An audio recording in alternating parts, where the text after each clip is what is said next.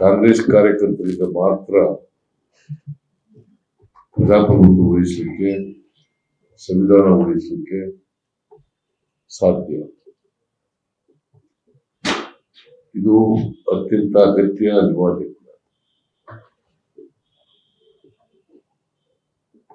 ಈ ವರ್ಷ ಅಂದ್ರೆ ಕಳೆದ ವರ್ಷ ಡಿಸೆಂಬರ್ ನಲ್ಲಿ ಮಹಾತ್ಮ ಗಾಂಧೀಜಿಯವರ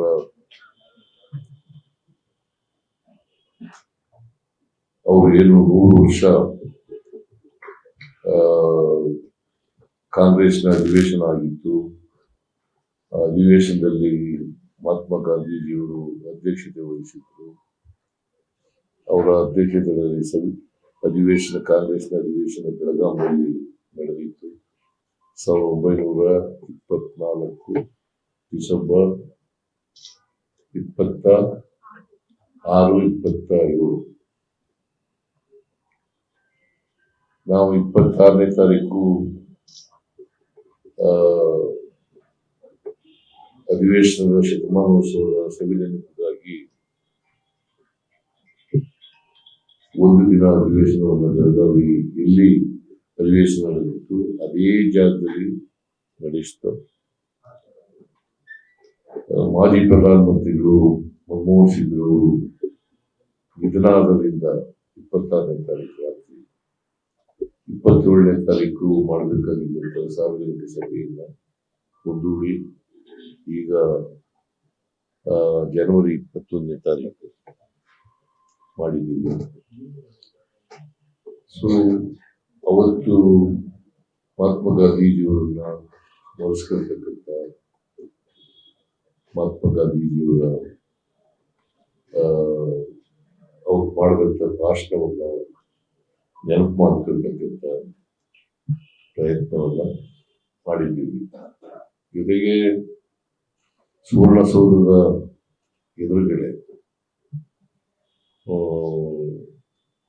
ಮಹಾತ್ಮ ಗಾಂಧೀಜಿಯವರ ಪುತ್ಥಳಿಯನ್ನು ಕೂಡ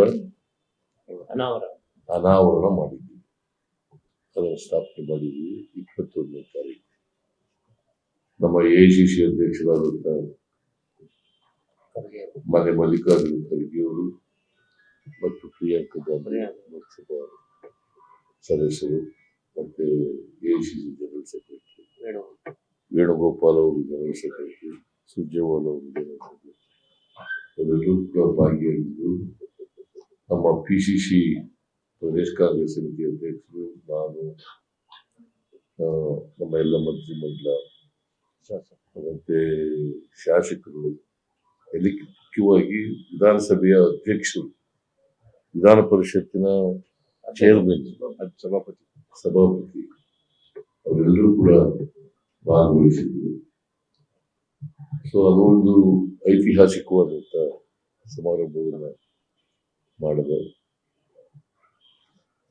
ಸೊ ಇಡೀ ವರ್ಷ ಆ ಶತಮಾನೋತ್ಸವದ ಅಂಗವಾಗಿ ಮಹಾತ್ಮ ಗಾಂಧೀಜಿಯವರ ನೆನಪಿನಲ್ಲಿ ಕಾರ್ಯಕ್ರಮಗಳನ್ನು ಇಡೀ ವರ್ಷ ಕಾಂಗ್ರೆಸ್ ಪಕ್ಷ ಮಾಡ್ತದೆ ಅಂತ ಮಾಡಬೇಕಾಗ್ತದೆ. ಈ ಉದ್ದೇಶ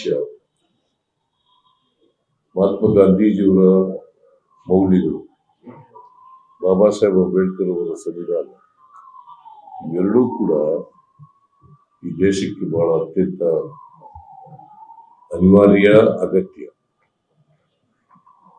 ಇದನ್ನ ನಾವು ಮಾಡ್ತಕ್ಕಂಥ ಕೆಲಸವನ್ನು ಮಾಡೋಣ. ಇವತ್ತು ಭಾರತೀಯ ಜನತಾ ಪಕ್ಷದವರು ಮತ್ತು RSSನವರು ಮಹಾತ್ಮ ಗಾಂಧೀಜಿಯನ್ನ ಕೊಂದಂತ ವ್ಯಕ್ತಿಯನ್ನ ಪೂಜಿಸ್ತಾರೆ. ಅದಕ್ಕೆ ನಾನು ಅನೇಕ ಸಾರಿ ಹೇಳಿದ್ದೀನಿ. RSSನವರು ಮತ್ತೆ BJPಯವರಿದ್ದಾರಲ್ಲ, ಅವರು ಮಹಾತ್ಮ ಗಾಂಧೀಜಿಯನ್ನ ಕೊಂದಂತ ಹಂತಕ, ಮತಾಂಧ ಅವರು ವಂಶಸ್ಥರು. ನಾವೆಲ್ಲರೂ ಕೂಡ ಗಾಂಧಿ ವಂಶಸ್ಥರು. ಕಾಂಗ್ರೆಸ್ನವರು ಗಾಂಧಿ ವಂಶಸ್ಥರು. ಈಗ ಅವರು ಎಲ್ಲರೂ ಪ್ರೀತಿಸಕ್ ಶುರು ಮಾಡಿದ್ದಾರೆ. ವಲ್ಲಭಾಯ್ ಪಟೇಲ್ ಅವರನ್ನ, ಅಂಬೇಡ್ಕರ್ ಅವರನ್ನ ಪ್ರೀತಿಸಕ್ ಶುರು ಮಾಡಿದ್ದಾರೆ. ಅಂಬೇಡ್ಕರ್ ಅವರ ಸಂವಿಧಾನವನ್ನು ವಿರೋಧ ಮಾಡೋದಲ್ಲೇ ಅವರು RSS ಬಿಜೆಪಿ